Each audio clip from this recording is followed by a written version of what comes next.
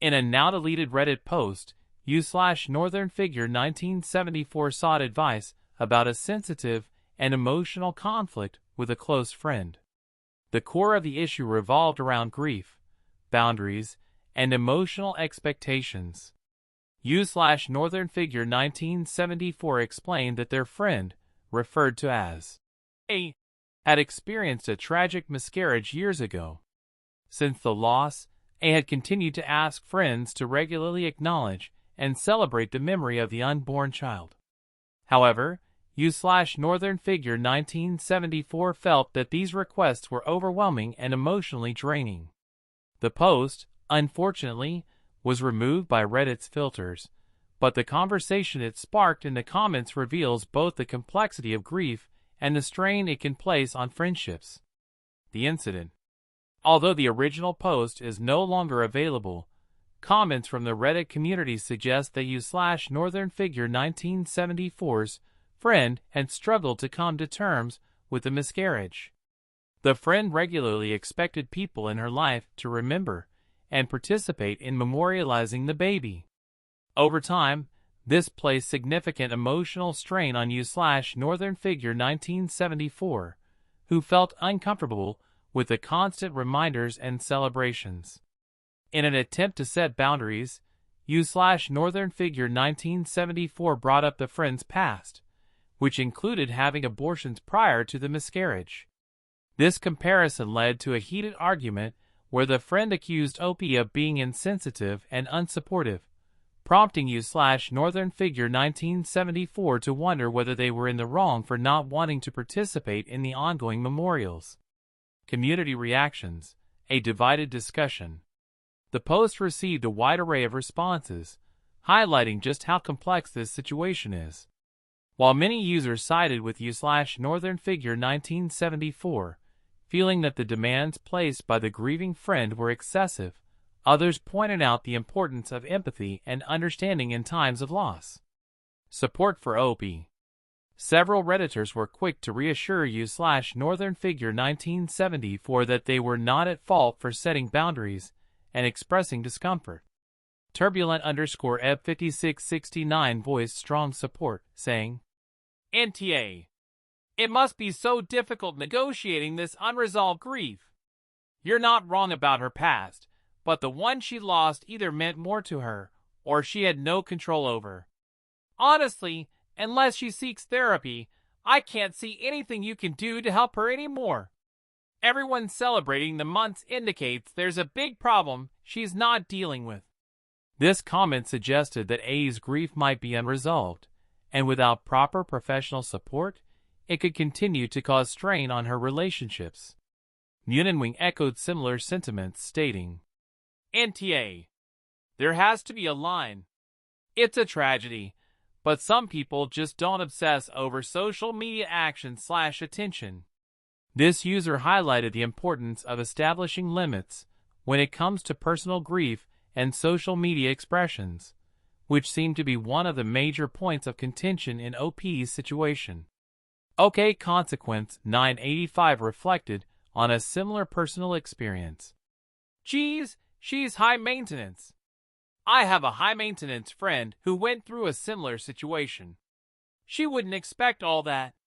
She was pleased I remembered the anniversary/birthday. This person sounds exhausting." Many users expressed how A's ongoing requests were emotionally taxing, making it difficult for u/Northern Figure 1974 to continue being supportive. Criticism of OP's approach. However, not all comments were in favor of OP's actions. Some users pointed out that the way u/Northern Figure 1974 handled the conversation, particularly when they referenced A's past abortions, was harsh and potentially hurtful. Aratiti shared a personal experience and emphasized the sensitivity of the situation. "NTA for not setting aside the day to memorialize her loss, but YTA for bringing up her past abortions. I've had 2 abortions. One was a result of being raped, and the other was when I was mentally not well enough to have a baby. Does that mean I shouldn't grieve the baby I lost last year that my husband and I had tried for 2 years to conceive? It's not hypocrisy, it's comparing apples and oranges. This comment highlighted the complexity of grief, particularly when it involves different experiences with pregnancy and loss. The comparison U/Northern Figure 1974 made between the miscarriage and previous abortions may have come across as insensitive to A's unique emotional struggles. Colibri_Mesange agreed with the need for boundaries, but also urged compassion. I agree you have not done something wrong, and have been largely supportive of her in her grief. Nevertheless, I think it is stupid, intolerant, and insensitive to say things like it was not a real baby or compare her loss with her abortions. She wanted this baby and loved it even though it wasn't born yet. Many people can abort and grieve an aborted baby. She is unfair to you, but it doesn't give you the right to be judgmental and unfair to her. This comment emphasizes that while Opie may have had the right to establish boundaries, it's essential to handle sensitive issues like grief with care. The gray area of grief. The differing perspectives highlight just how challenging it can be to navigate friendships affected by grief. On one hand, U/Northern Figure 1974 was struggling to maintain emotional balance in the face of ongoing demands from a grieving friend. On the other hand, A was clearly still hurting and felt the need to express her grief in ways that others may not fully understand. Some users pointed out that the ongoing nature of A's grief could be a sign of deeper unresolved trauma. Without proper therapeutic intervention, it can be hard for someone to move forward from such a painful loss. This leaves those around them in a difficult position, torn between being supportive and protecting their own emotional well-being. Conclusion.